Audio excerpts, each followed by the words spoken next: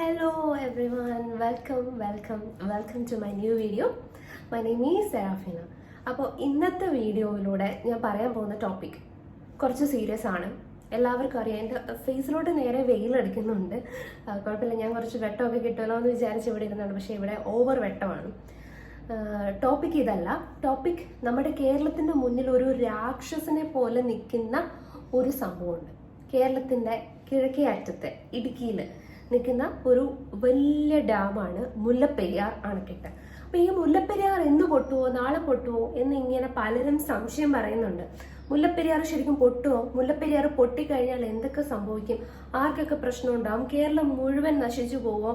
കേരളത്തിൽ 5 ജില്ലകൾ ഒലിച്ചു പോകുമോ എന്നൊക്കെ പറയുന്നതൊക്കെ ശരിയാണോ? അതോ പെരിയാറിന്റെ തീരത്തുള്ള കുറച്ചു പേർക്ക് മാത്രമേ പ്രശ്നം ഉണ്ടാവത്തുള്ളൂ? ഇങ്ങനെയൊക്കെ പലരും സംശയം പ്രകടിപ്പിക്കുന്നുണ്ട്. കഴിഞ്ഞ കുറച്ച് വർഷങ്ങളായിട്ട് കേരളം മുന്നോട്ട് വെക്കുന്ന ഉത്കണ്ഠകളിൽ ഒന്നാണ് മുല്ലപ്പെരിയാർ എന്ന് പറയുന്നത്.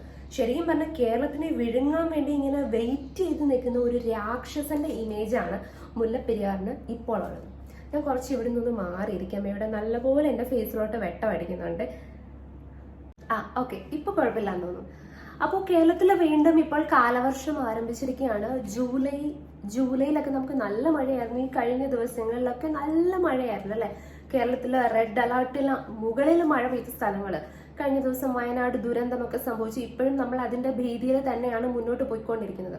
അപ്പോൾ ഈ ഒരു അവസ്ഥയിലും എല്ലാവരുടെയും ഒരു വലിയ ടെൻഷനാണ് മുല്ലപ്പെരിയാർ എന്ന് പറയുന്ന ഡാം. മുല്ലപ്പെരിയാർ ഡാമിന്റെ കാര്യം അതെന്താണ്, എന്തായി തീരും എന്നൊക്കെയുള്ള ഡൗട്ട്സ് ഇങ്ങനെ എല്ലാവർക്കും ഉണ്ട്, പേടിയുണ്ട്. പലർക്കും മുല്ലപ്പെരിയാർ എന്ന് കേൾക്കുമ്പോൾ ഇവം നെഞ്ചിടിക്കുന്ന ഒരു അവസ്ഥയിലേക്കൊക്കെയാണ് വന്നിരിക്കുന്നത്. പ്രത്യേകിച്ച് ഇടുക്കി, അതുപോലെ ആലപ്പുഴ, എറണാകുളം ജില്ലയിലൊക്കെ താമസിക്കുന്നവർക്ക്. അപ്പൊ ഇപ്പം വീണ്ടും കാലവർഷം ശക്തമായിരിക്കുകയാണ്. നല്ലപോലെ മഴ പെയ്യുന്നുണ്ട്. എല്ലായിടത്തും നല്ല രീതിയിൽ മഴ പെയ്യുന്നു. മഴ പെയ്യുമ്പോൾ സ്വാഭാവികമായിട്ടും നദികൾ നിറഞ്ഞു കവിയും, ഡാമുകൾ നിറഞ്ഞു കവിയും. അപ്പൊ മുല്ലപ്പെരിയാർ ഡാമിനെ പറ്റി അതിന്റെ ചരിത്രമൊന്നും ഞാൻ പറയേണ്ട ആവശ്യമില്ല. കാരണം നമ്മളെല്ലാം കുറെ വർഷങ്ങളായിട്ട് കേൾക്കുന്നതാണ് എന്താണ് മുല്ലപ്പെരിയാറിന്റെ പ്രശ്നമെന്ന്. പക്ഷെ ഇപ്പോഴും ആ ഒരു ഡാം ഡീകമ്മീഷൻ ചെയ്യണം എന്നുള്ള ഒരു തീരുമാനത്തിലേക്ക് എത്തിയിട്ടില്ല.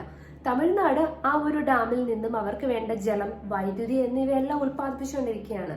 പക്ഷെ കേരളത്തിലെ ജനങ്ങൾ അനുഭവിക്കുന്ന ടെൻഷൻ, ആളുകളുടെ ജീവന്റെ വിലയാണ് ശരിക്കും അവര് അവിടെ അനുഭവിച്ചുകൊണ്ടിരിക്കുന്നത്.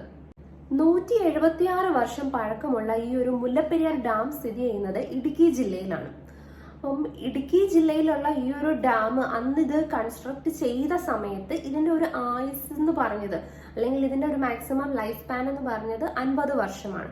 സ്വാഭാവികമായിട്ടും മിക്ക അണക്കെട്ടുകളുടെയും ഒരു നാച്ചുറൽ ലൈഫ് എന്ന് പറയുന്നത് 50 ഇയേഴ്സ് ആണ്. പക്ഷെ ഇന്ന് ഈ ഒരു വർഷം ഇപ്പൊ ഇതൊരു 100ന് മുകളിൽ വർഷമായിട്ടുണ്ട്. ഈ ഒരു ഡാമിന് ഒരു 176ഓളം വർഷം കഴിഞ്ഞിട്ടുണ്ട് ഈ ഒരു ഡാം ഇപ്പോൾ ഇങ്ങനെ ഒരു ഭീതി ജ്വലിപ്പിച്ചുകൊണ്ട് അവിടെ നിൽക്കാൻ തുടങ്ങിയിട്ട്. അപ്പം സ്വാഭാവികമായിട്ടും ഈ ഒരു ഡാം പൊട്ടിക്കഴിഞ്ഞാൽ ഇതിന്റെ താഴെയുള്ള മറ്റു ഡാമുകളും പൊട്ടാൻ സാധ്യതയുണ്ട്. തീർച്ചയായിട്ടും ആ ജലമെല്ലാം ഇടുക്കി ഡാമിലേക്കായിരിക്കും വരുന്നത്. ഇടുക്കി ഡാമിന് അത്രയും ജലം വഹിക്കാനുള്ള കപ്പാസിറ്റി ഇല്ല. അത് വലിയൊരു ഡാമാണ്. അതിനകത്തിലും നല്ല ഒരു ക്വാണ്ടിറ്റി ഓഫ് വാട്ടർ ഉണ്ട്. അപ്പൊ ഇത്രയും കൂടി വാട്ടർ അതിലേക്ക് വരുമ്പോൾ സ്വാഭാവികമായിട്ട് ആ ഒരു പ്രഷർ കാരണം ആ ഒരു ഡാം പൊട്ടിത്തകരാനും അതുവഴി അതിന് ചുറ്റുമുള്ള സ്ഥലങ്ങളെല്ലാം ഒലിച്ചു പോകാനും അവിടെ എല്ലാം മണ്ണിടിച്ചിലുണ്ടാവാനും അവിടുത്തെ ജനങ്ങളും അതുപോലെ മറ്റു മൃഗങ്ങളും എല്ലാം നശിച്ചു പോകാനുള്ള സാധ്യതയുണ്ട്. ഇതെല്ലാം ഒഴുകി മറ്റു ജില്ലകളിലേക്ക് വരും. മാത്രമല്ല മറ്റു ജില്ലകളിലൂടെ ഒഴുകുന്ന നദികളും കരകവിഞ്ഞൊഴുകും. അങ്ങനെ നദീതീരത്ത് താമസിക്കുന്ന പലർക്കും വീടും സ്ഥലവും ഒക്കെ നഷ്ടപ്പെടാനുള്ള സാധ്യതയുണ്ട്. മാത്രമല്ല എറണാകുളം ജില്ലയ്ക്കായിരിക്കും ഇതൊരു വലിയ ആഘാതം സൃഷ്ടിക്കാൻ പോകുന്നത് ഈ ഒരു ഡാം പൊട്ടിക്കഴിഞ്ഞാൽ. കാരണം എന്താന്ന് വെച്ചാൽ നമുക്കൊന്ന് ആലോചിച്ച് നോക്കാം. എറണാകുളം ജില്ല എന്ന് പറഞ്ഞാൽ കേരളത്തിന്റെ ഒരു പവർ ഹൗസ് എന്ന് വേണമെങ്കിൽ പറയാം. കേരളത്തിന് വേണ്ട എല്ലാ സപ്ലൈയും വരുന്ന ഒരു പ്രധാനപ്പെട്ട ജില്ലകളിൽ ഒന്നാണ് എറണാകുളം ജില്ല. എറണാകുളം ജില്ലയിലേക്കും ഈ ഒരു വെള്ളത്തിന്റെ പ്രശ്നം വരുമ്പോൾ അവിടുത്തെ ട്രാൻസ്പോർട്ടേഷൻ നിശ്ചലമാകും. അതുപോലെ ഇലക്ട്രിസിറ്റി നിൽക്കും. അതുപോലെ മറ്റ് സപ്ലൈ, ഫുഡ് ആണെങ്കിലും പെട്രോൾ ആണെങ്കിലും മറ്റ് ഐറ്റംസിന്റെ എല്ലാം ട്രാൻസ്പോർട്ട് എന്ന് പറയുന്ന സംഭവം നിൽക്കും. അങ്ങനെ സ്വാഭാവികമായിട്ടും മറ്റുള്ള ജില്ലകളിലും വൈദ്യുതിയുടെ പ്രശ്നങ്ങൾ വരുന്നു. ആൾക്കാർക്ക് അസുഖം ബാധിതരായിട്ടുള്ളവർക്ക് അതിൻ്റെതായിട്ടുള്ള പ്രശ്നങ്ങൾ വരുന്നു. ഹോസ്പിറ്റലിലേക്ക് പോകാൻ പറ്റാത്തൊരവസ്ഥ വരുന്നു. റോഡുകളെല്ലാം ബ്ലോക്ക് ആവുന്നു. അങ്ങനെ സ്വാഭാവികമായിട്ടും മനുഷ്യരുടെ ജീവിതം വളരെ ദുസ്സഹമായിട്ട് മാറുന്ന ഒരു അവസ്ഥയിലേക്ക് ഇത് പോകാനൊരു വലിയ ചാൻസ് ഉണ്ട്. പിന്നെ പറയുന്ന ആൾക്കാർ മുന്നോട്ട് വയ്ക്കുന്ന ഒരു കൺസേൺ ആണ് കേരളം രണ്ടായിട്ട് മുറിച്ചു മാറ്റപ്പെടുമെന്ന് പറയുന്നുണ്ട്. അത് എത്രത്തോളം കറക്റ്റ് ആണെന്ന് എനിക്ക് പറയാൻ അറിയില്ല. പക്ഷേ നമുക്കൊന്ന് ആലോചിച്ച് മനസ്സിലാവും, ഈ ഒരു വെള്ളത്തിന്റെ കുത്തൊഴുക്ക് മൂലം ഏതെങ്കിലും പെരിയാറിന്റെ രണ്ട് സൈഡിലുള്ള ലാൻഡിനെ വേണമെങ്കിൽ രണ്ടായിട്ട് രണ്ട് ഭൂഖണ്ഡം പോലെ കട്ട് ചെയ്ത് മാറ്റിയേക്കാം. അങ്ങനെ മാറ്റുമ്പം കേരളത്തിന്റെ ഈ ആലപ്പുഴ പത്തനംതിട്ട ജില്ലയ്ക്ക് തെക്കോട്ടുള്ള ഭാഗത്തേക്ക് വേണമെങ്കിൽ ഒരു അറബിക്കടൽ ഉള്ളിലേക്ക് വന്ന് കയറാൻ തക്ക രീതിയിലുള്ള ഗ്യാപ്പ് ഉണ്ടാവാൻ ചാൻസ് ഉണ്ട്. അങ്ങനെ ഒരു രണ്ട് ലാൻഡ് സെപ്പറേറ്റ് ആയിട്ട് മാറുകയാണെങ്കിൽ തീർച്ചയായിട്ടും ഈ പറഞ്ഞ പോലെ വൈദ്യുതി നിലയ്ക്കും, പെട്രോളിയം പ്രൊഡക്ട്സ് നിൽക്കും, ഫുഡിന്റെ ട്രാൻസ്പോർട്ടേഷൻ നിൽക്കും, എല്ലാം നിൽക്കും. ഇതെല്ലാം നിൽക്കുമ്പോഴത്തേന് 2 ദിവസത്തിനുള്ളിൽ ആൾക്കാരെല്ലാം പാനിക് ആയിട്ട് പലർക്കും മറ്റു പ്രശ്നങ്ങൾ, ഹെൽത്ത് ഇഷ്യൂസ് ഒക്കെ വരും. അങ്ങനെ മരണങ്ങൾ സംഭവിക്കും. മരണങ്ങൾ തുടർച്ചയായിട്ട് സംഭവിച്ചു കഴിഞ്ഞാൽ എന്ത് സംഭവിക്കും? സ്വാഭാവികമായിട്ടും ഒരു 2-3 ദിവസത്തിനുള്ളിൽ അവിടെ എല്ലാം പകർച്ചവ്യാധികൾ വ്യാപിച്ച് ബാക്കി അവശേഷിക്കുന്ന മനുഷ്യരും കൂടെ ഇല്ലാതെയാകും. അങ്ങനെ കേരളം എന്ന് പറയുന്ന ഒരു സംസ്ഥാനം ഇവിടുന്ന് തുടച്ച് നീക്കപ്പെടുന്ന ഒരു അവസ്ഥ വരും. കേരളത്തിന് മുകളിലേക്കാണെങ്കിലും അവസ്ഥ ഇതൊക്കെ തന്നെയായിരിക്കും. അപ്പം ഇതൊക്കെയാണ് മുല്ലപ്പെരിയാർ എന്ന് പറയുന്ന ഡാം പൊട്ടിക്കഴിഞ്ഞാൽ ഉണ്ടാവാൻ പോകുന്ന ഭവിഷ്യത്തുകൾ. പക്ഷെ എന്നിട്ടും ഈ ഒരു ഡാം ഇത്രയും ഭയങ്കരമായ രീതിയിൽ ആപത്ത് മുന്നിൽ കണ്ടുകൊണ്ട് നിന്നിട്ടും ഈ ഒരു ഡാം ഡീകമ്മീഷൻ ചെയ്യാൻ സമ്മതിക്കുന്നില്ല. അതൊക്കെ ശരിക്കും പറഞ്ഞാൽ ഇവിടുത്തെ സാധാരണക്കാരായിട്ടുള്ള ജനങ്ങളോട് കാണിക്കുന്ന ഒരു ക്രൂരതയാണ്. പക്ഷെ ഇത് കേരളത്തിനെ മാത്രമല്ല അഫക്ട് ചെയ്യുന്നത്. തമിഴ്നാട്ടിലെ പല സ്ഥലങ്ങളും, മധുര പോലുള്ള സ്ഥലങ്ങളിലൊക്കെ കൃഷിക്ക് വേണ്ടിയിട്ട് ആശ്രയിക്കുന്നത് മുല്ലപ്പെരിയാർ ഡാമിനെയാണ്. അപ്പൊ ഈ ഒരു ഡാം നശിച്ചു കഴിഞ്ഞാൽ അവർക്കും ഇതുപോലത്തെ കൃഷിക്ക് വേണ്ടിയിട്ടുള്ള വെള്ളമില്ല, മനുഷ്യർക്ക് ജീവിക്കാനുള്ള വെള്ളത്തിന്റെ ലഭ്യത ഇതെല്ലാം കുറയും. അങ്ങനെ അവരെയും ഇതെല്ലാം നല്ല രീതിയിൽ തന്നെ അഫക്ട് ചെയ്യും എന്നുള്ളത് 100% ഉറപ്പാണ്. പക്ഷെ എന്നിട്ടും അവിടെ എന്തൊക്കെയോ തടസ്സങ്ങൾ. അവർ പറയുന്ന തടസ്സം എന്താണെന്നറിയോ? ഈ ഒരു ഡാമിന്റെ കൺസ്ട്രക്ഷൻ സമയത്ത് ഉണ്ടാക്കിയ എഗ്രിമെന്റ് ഉണ്ട്. അപ്പൊ ആ ഒരു എഗ്രിമെന്റ് പുനഃസ്ഥാപിക്കപ്പെടേണ്ടി വരും. അത് പുനഃസ്ഥാപിക്കുമ്പോൾ വീണ്ടും പല കണ്ടീഷൻസ് 2 സ്റ്റേറ്റ്സ് മുന്നോട്ട് വയ്ക്കും. ഇത് ഡീകമ്മീഷൻ ചെയ്യുമ്പോൾ എന്തായാലും 2 സ്റ്റേറ്റ്സിന്റെ സമ്മതം വേണം. തമിഴ്നാട് എന്തായാലും സമ്മതിക്കത്തില്ല എന്നുള്ളത് എല്ലാവർക്കും അറിയാവുന്ന ഒരു കാര്യമാണ്. അപ്പൊ ഈ സമ്മതിച്ചാൽ തന്നെ പുതിയൊരു എഗ്രിമെന്റ് എഴുതുമ്പോൾ കേരളം മുന്നോട്ട് വെക്കുന്ന കണ്ടീഷൻസ് ഒന്നും അവർക്ക് ചിലപ്പോൾ അക്സെപ്റ്റ് ചെയ്യാൻ പറ്റിയെന്ന് വരത്തില്ല.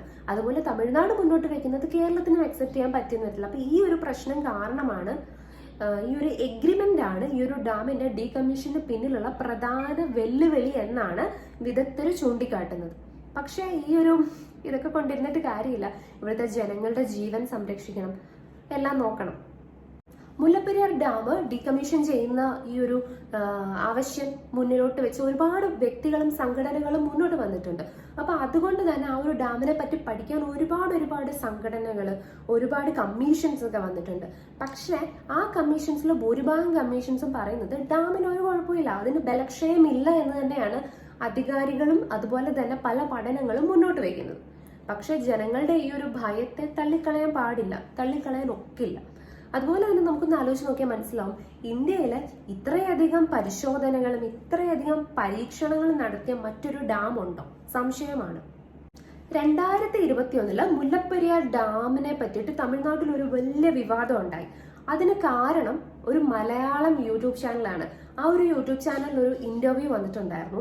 ആ ഇന്റർവ്യൂവിൽ പറഞ്ഞു മുല്ലപ്പെരിയാർ ഡാം എന്തായാലും പൊട്ടും, ഡാം വളരെ ബലക്ഷയമുള്ള ഒരു അവസ്ഥയിലാണ്, ജലനിരപ്പ് 136 അടി ഉയർന്നു കഴിഞ്ഞാൽ എന്തായാലും ഡാം പൊട്ടും, അങ്ങനെ ഒരു വലിയൊരു കാര്യം അതിലൂടെ ലീക്ക് ആയിട്ടുണ്ടായിരുന്നു. അതിനെ തുടർന്ന് മലയാളത്തിലെ പല സിനിമാ താരങ്ങളും ഡീകമ്മീഷൻ ചെയ്യണം, മുല്ലപ്പെരിയാർ ഡീകമ്മീഷൻ ചെയ്യണം എന്നുള്ള ഹാഷ്ടാഗോട് കൂടി സോഷ്യൽ മീഡിയ വഴി പ്രതികരിച്ചിട്ടുണ്ടായിരുന്നു. പക്ഷെ അതിന്റെ ഫലമായിട്ട് ഈ പറഞ്ഞ സിനിമാ താരങ്ങളുടെ കോലം തമിഴ്നാട്ടുകാർ അവിടെ കത്തിക്കുകയൊക്കെ ചെയ്തിട്ടുണ്ടായിരുന്നു.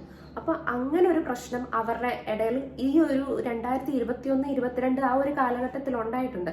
അപ്പൊ അതൊക്കെ സൂചിപ്പിക്കുന്നത് അവർക്ക് മുല്ലപ്പെരിയാർ എന്ന ഡാം ഡീകമ്മീഷൻ ചെയ്യണമെന്നില്ല. അവിടുത്തെ ജനങ്ങൾക്ക് പോലും മുല്ലപ്പെരിയാർ എന്ന പറയുന്ന ഡാം ഡീകമ്മീഷൻ ചെയ്യാൻ പാടില്ല എന്നുള്ളൊരു അഭിപ്രായമാണെന്നാണ്. ആ സമയത്ത് വീണ്ടും വെയിൽ എന്റെ മുഖത്തേക്ക് അടിക്കാൻ തുടങ്ങി. ആ സമയത്ത് അതായത് ഈ ഒരു 2021-22 കാലത്തില് തമിഴ്നാട്ടിലെ പല ജനങ്ങളും മുന്നോട്ട് വെച്ച ഒരു ആവശ്യമായിരുന്നു ഇടുക്കിയെ തമിഴ്നാടിനോട് ചേർക്കണം എന്ന് പറഞ്ഞു. പക്ഷെ നടക്കുന്ന കാര്യമാണോ? മലയാളികളെ വിട്ടുകൊടുക്കുമോ കേരളത്തിന്റെ സ്വന്തം ഇടുക്കിയെ? പോട്ടെ, ഇനി നമുക്ക് മുല്ലപ്പെരിയാർ ഡാമിന്റെ ഒരു ചെറിയ ചരിത്രം ഒന്ന് നോക്കാം. ഇതൊക്കെ ഞാൻ പറയാതെ തന്നെ എല്ലാവർക്കും അറിയാമെന്നറിയാം, എന്നാലും ഞാനൊന്ന് പറയുകയാണ്.